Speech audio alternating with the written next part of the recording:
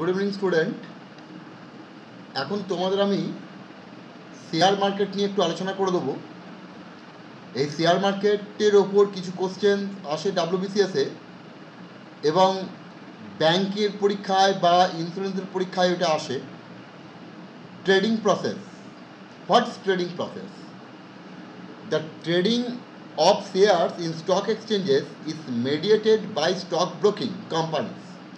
তাহলে যে সমস্ত স্টক ব্রোকিং কোম্পানি অর্থাৎ যে সমস্ত কোম্পানি শেয়ারের ব্রোকার তারা এই ট্রেডিংটা করে, শেয়ার স্টক এক্সচেঞ্জ ট্রেডিংটা করে। Both buyers and seller have to approach broker. Both buyer and seller have to approach broker.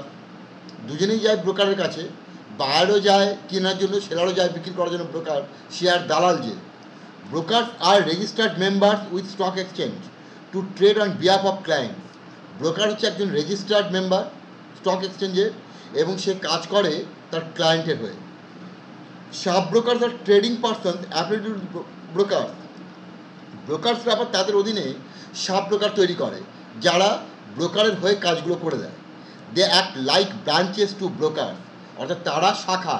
যেমন স্টেট ব্যাংক একটা মেজর ব্যাংক, কলকাতা সিটিতে তার জায়গা বিভিন্ন জায়গায় যেমন শাখা আছে, তেমন ব্রোকার মেন ব্রোকার বসে আছে কলকাতা স্টক এক্সচেঞ্জ, একজন ব্রোকার, তার আন্ডারে বিভিন্ন জায়গায় বিভিন্ন জেলাতে সাব ব্রোকাররা ছড়িয়ে আছে।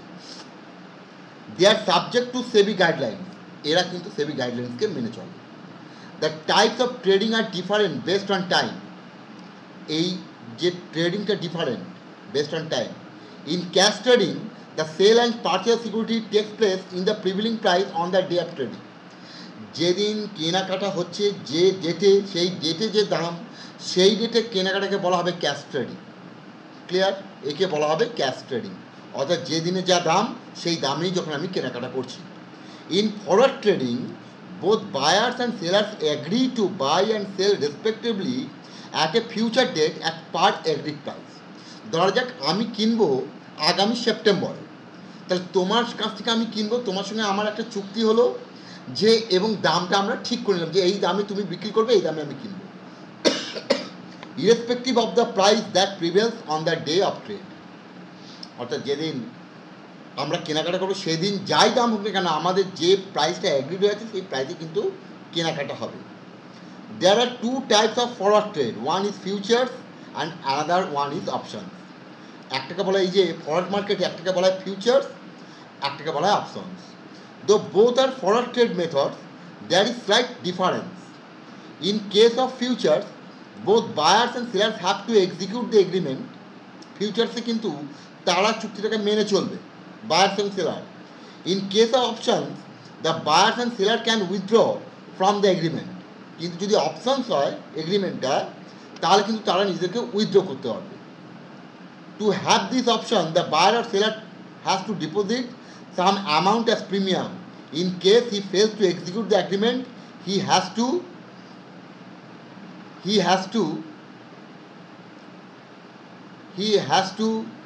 forgo the premium amount.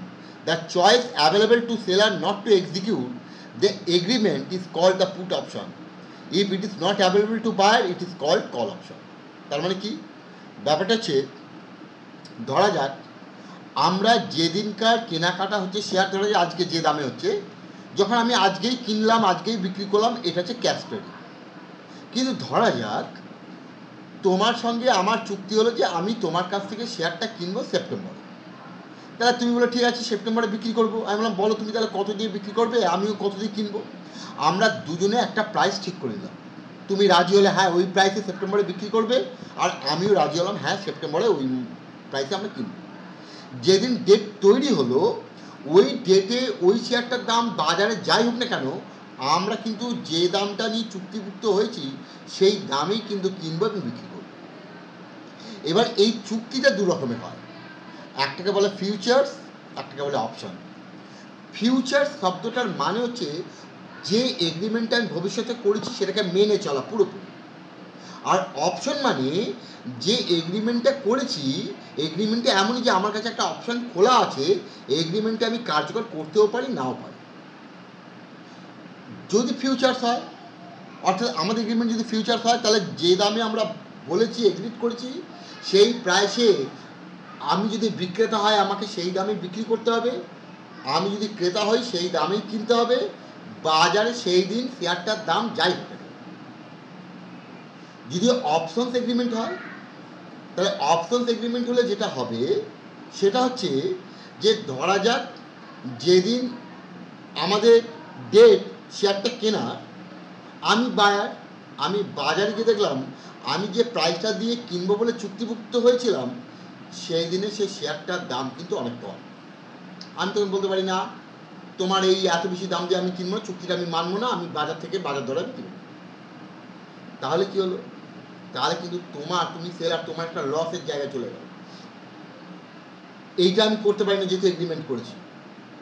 আবার এমন হতে পারে যে তুমি বিক্রেতা, তুমি যে দামে আমাকে বিক্রি করবে বলেছো, যেদিন আমাদের কেনাকাটার দিন ফরওয়ার্ড মার্কেটে যেদিন ট্রেড হওয়ার কথা, সেই ফরওয়ার্ড ডেটে দেখা গেল যে দামে তুমি বিক্রি করবে বলে কথা দিয়েছিলে বাজারে শেয়ারটার দাম সেদিন আরও বেশি। তোমার মনে করি এত কম দামে কেন বিক্রি করবো, দামটা বেশি লাভ। তুমি বলে না আমি এগ্রিমেন্ট মানছি না, আমি বাজারে যে দাম এই দামে আজকে আমি দেবো। তাহলে দুজনেই আমরা চুক্তি ভঙ্গ করতে পারি।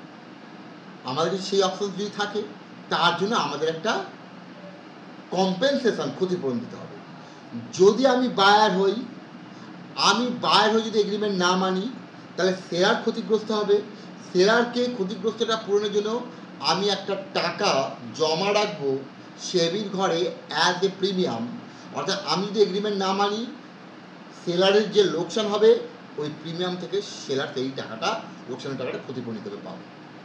আবার সেলার যদি না মানে সে একটা টাকা রাখবে সেবির কাছে অপশনে গেলে, যদি দেখা যায় সে ওইটা না মানার ফলে আমি কোনো লোকসান করলাম, তখন সেলার যে টাকাটা জমা রেখেছে সেবির কাছে সেই টাকাটা সেবি আমাকে দিয়ে দেবে কম্পেনসেশনের জন্য। Clear? The futures and options are derivatives, এদেরকে বলে derivative. Derivative mean any agreement like futures options which does not have independent value. তাহলে derivative means agreement like future and option যাদের কোনো ইন্ডিপেন্ডেন্ট কোনো ভ্যালু নেই। ডেরিভেটিভের যে আলাদা কোনো ভ্যালু, ডেরিভেটিভ মানেই ফিউচার অ্যান্ড অপশনসের যে এগ্রিমেন্ট একটা, তাহলে ডেরিভেটিভ বলে আলাদা কোনো ভ্যালু নেই। The agreement to trade in the future does not have any value. The agreement to trade in future does not have any value. It has value only because underlying security which are to be traded. এইটার derivative value সেটাই যতগুলো share যে দামে কেনাকাটা হচ্ছে সেটাই তার value. ডেরিভেটিভের আলাদা করে কোনো ভ্যালু নেই। Stock exchanges in India there are small and big stock exchanges. The most prominent exchanges are National Stock Exchange and Bombay Stock Exchange. National Stock Exchange, it was established in 1992 on the recommendation of Ferwani Committee. খুব ভালো করে মনে রাখবে, national stock এক্সচেঞ্জটা স্থাপিত হয় ফেরওয়ানি কমিটির সুপারিশে। Industrial Development Bank of India IDBI is the main promoter of this exchange. এনএসিটার মেন প্রমোটার হচ্ছে IDBI. Other leading financial institutions are also promoters of it with IDBI. অন্যান্য আরও প্রমোটার সংস্থা আছে যারা IDBI এর সঙ্গে আছে। Bombay Stock Exchange, it was established in 1887. 1887 এটা এস্টাবলিশ হয়েছিল। It is Asia's oldest stock exchange. এশিয়ার সব থেকে পুরাতন। It has known as the Native Share and Stock Broker Association. এটার অরিজিনাল নাম হচ্ছে native share and stock broker association. It is owned by the stock broker. এটা শেয়ার দালালদের দ্বারা এটা গঠিত। Now it is demutualized. এটাকে ডিমিউচুয়ালাইজড করে দেওয়া আছে। Demutualised means that the stock brokers owned organisation have been made public owned organisation. তার মানে এটা আগে মিউচুয়ালাইজ ছিল তাদের মধ্যে, এখন এটা পাবলিক অর্গানাইজেশন করে দেওয়া আছে। The shares in the hands of brokers were transfer to public. আগে ব্রোকারদের মধ্যে শেয়ার হতো, এখন in general public. This process is called demutualisation. Index like wholesale price index which measure the rise and fall in price of commodities, there are share price indices. The most prominent indices are India Sensex, Nifty and Nifty Junior. Sensex stands for sensitive index. This is an index of Bombay Stock Exchange. This measures the price movement of top 30 company shares. The top 30 companies are called blue chip companies. Blue chip company, কারা blue chip company? খুব সাধারণভাবে আমরা blue chip বলতে বুঝবো যেখানে ইনভেস্টমেন্টটা profitable এবং safe. সাধারণভাবে যে ক্রাইটেরিয়া হিসাবে যে কোম্পানিগুলোকে ব্লু চিপ হিসাবে চিহ্নিত করা হয়, যেমন ধরা যাক তুমি যখন ক্লাসে পড়তে, ক্লাসে 1 থেকে 10-এর মধ্যে যে স্টুডেন্ট, তাদের একটা র্যাঙ্ক থাকতো, first, second, third, fourth, fifth, তার র্যাঙ্ক করতো 1 থেকে 10-এর মধ্যে, তারা একটা স্পেশাল কেয়ার পেত।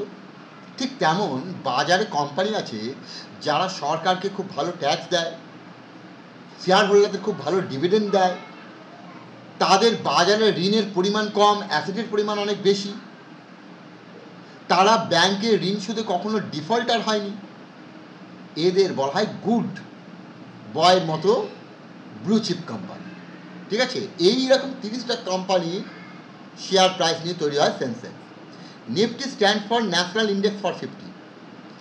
This and Nifty junior are indices of National Stock Exchange, অর্থাৎ নিফটি এবং Nifty junior. Nifty measures price movement of top 50 companies. Nifty junior is an index of next 50 top company. তাহলে প্রথম first 50 top companies হচ্ছে Nifty, পরের top 50 companies হচ্ছে junior Nifty.